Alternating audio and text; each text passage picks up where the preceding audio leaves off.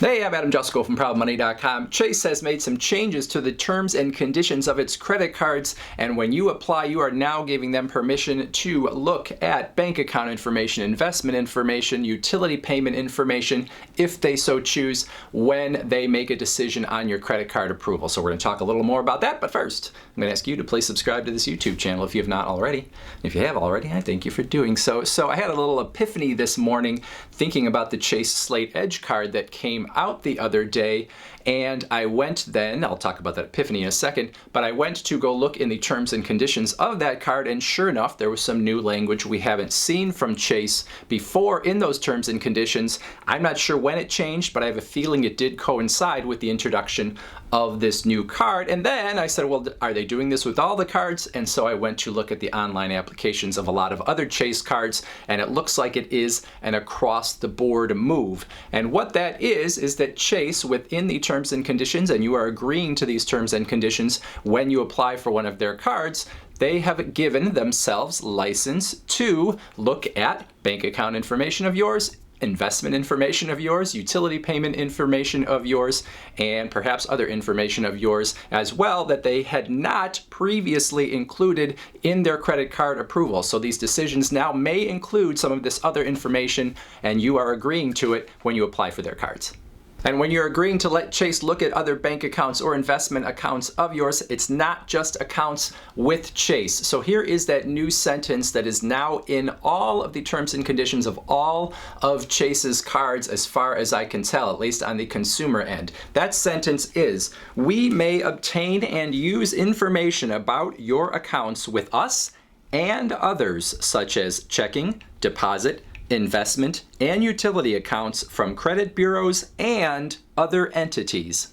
Now, like I said, I'm not sure exactly when that extra sentence was added into the terms and conditions of these Chase cards. It was not there late last year, and I don't think it was there earlier this year. I think it is a very recent addition. But regardless of when it showed up, the bottom line is that Chase is now kind of forcing you to agree that they could look at your bank accounts, your investment accounts, your utility payments, all that kind of stuff in making a decision on your credit card application.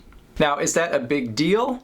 Not necessarily. I mean, Chase and all the other banks could already go to the credit bureaus and see your credit history and see what you had done with credit cards and mortgages and auto loans and other loans that you may have taken out, but they hadn't had that sort of extra layer where they could snoop into your bank accounts, not only in their own bank, but with other banks as well. So this is adding an extra layer here where a bank could go and look at some stuff where maybe this could make some people uncomfortable. Now, the reality is that what Chase is doing, and I'm sure other banks are going to be doing this, and in fact we'll get to that in a second because we know some of them will be doing this, what they are really doing is trying to see if they can approve more people for their credit cards, in particular people that may not have much of a credit history or maybe people that are on the fringe in terms of whether they could be approved just using their credit scores.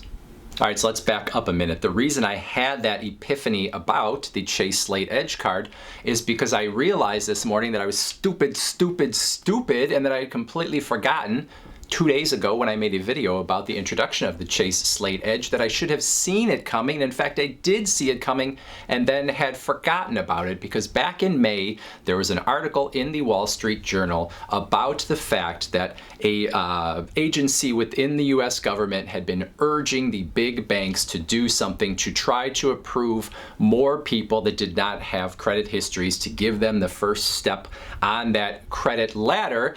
And there was sort of a consortium of about 10 banks that was sort of being led by Chase, Wells Fargo, US Bank, and others are in there as well. But Chase was going to sort of go first in terms of trying to approve more people that didn't have a credit history. And part of the way they were going to do this within this consortium of 10 banks was going to be that they were going to sort of agree with each other that they could cross-reference with the other bank accounts and investment accounts, I guess, that maybe these other banks had. So Chase could take a look at your Wells Fargo bank account, and vice versa. Wells Fargo maybe could take a look at your Chase account. And at the time, I said, I don't know if Chase is going to, do this on the cards that already exist, or if they're going to come up with a new card that's like a little, stripped down version.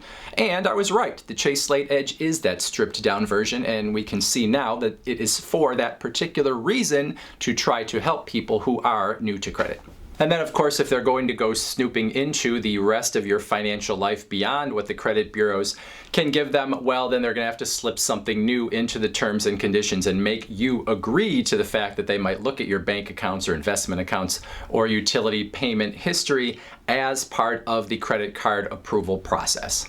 Now, if you are new to credit, or maybe on the fringe credit score wise in terms of being able to normally be approved for Chase credit cards, well, then you might welcome this and you might say, sure, look at my bank account. I've been doing everything right. I never overdraw it. I've got some investment money. Maybe, my utility payment history is spotless. And so you would welcome them looking at this. For people with better credit scores, this might be something where you think it's going to infringe on your privacy a bit. Now, it does seem like a second layer. If you have a good credit score, they're probably going to look at whatever the credit bureaus have on you and not even touch this sort of second layer of bank account information. But on all the Chase credit cards, as far as I can tell, including co-brand cards with airlines and hotels, all of their cards, as far as I can tell on the consumer side, this new language is there, and they are giving themselves the right to basically use whatever financial information they can get their hands on about you, not just from Chase, but from anybody else that they might partner with.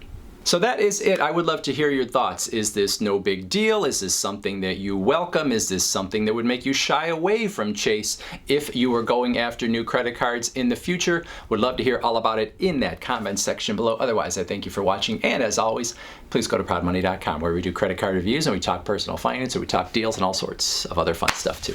Thanks for watching. Bye.